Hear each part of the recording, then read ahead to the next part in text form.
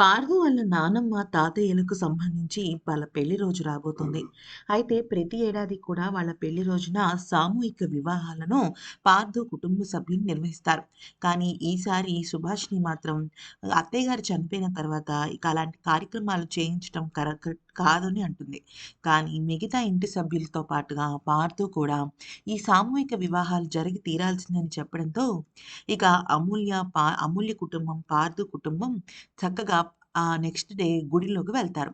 పూర్ణ కలశాలతో, సన్నాయి మేళాలతో ఇక ఇరు కుటుంబాలను అక్కడున్న ఆలయ పెద్దలతో పాటుగా ప్రధాన అర్చకులందరూ కూడా వాళ్ళని లోపలికి స్వాగతిస్తారు.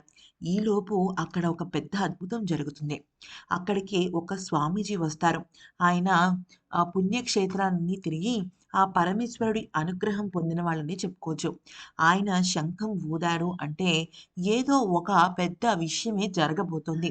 అది మంచికా, చెడుకా అనే విషయం తెలీదని అందరూ బయటికి వెళ్లి ఆయనకు నమస్కారం చేసుకోవాలని ఆ ఆలయ పెద్దలతో పాటుగా పూజారి వాళ్ళందరూ కూడా లోపల నుంచి బయటకు వచ్చి ఆయన శంఖం ఊదుతున్నంత సేపు కూడా అక్కడే నిలబడి నమస్కారం చేసుకుంటారు.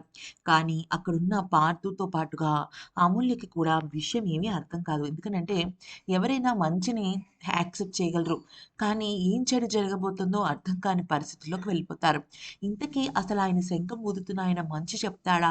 చెడు చెప్తారా? అనే విషయం పైన అందరూ కూడా సస్పెన్స్‌గా ఉంటారు. ఆయన శంఖం మోగించిన తర్వాత ఒకే ఒక మాట అంటాడు. "ఈ యొక్క శంఖం నేను పూరించింది ఒక అద్భుతం జరగబోతోంది. జీవితంలో మలుపులు తిరగబోతున్నాయి. తాళి మెడలో కట్టించుకోవాల్సిన సమయం వచ్చింది. తాళి మెడలో కట్టాల్సిన సమయము వచ్చింది. జీవితాలు మలుపు తిరగబోతున్నాయి. ఆ మలుపుకి సిద్ధంగా ఉండండి. పెళ్లి జరగబోతోంది. ఆ పెళ్లిని ఎవ్వరూ ఆపలేరు. ఇది దైవ సంకల్పం" అంటూ ఆయన ఆ శంఖం ఊదుకుంటూ వెళ్ళిపోతారు. అయితే ఇదంతా విన్న పార్థుకి ఏమీ అర్థం కాదు.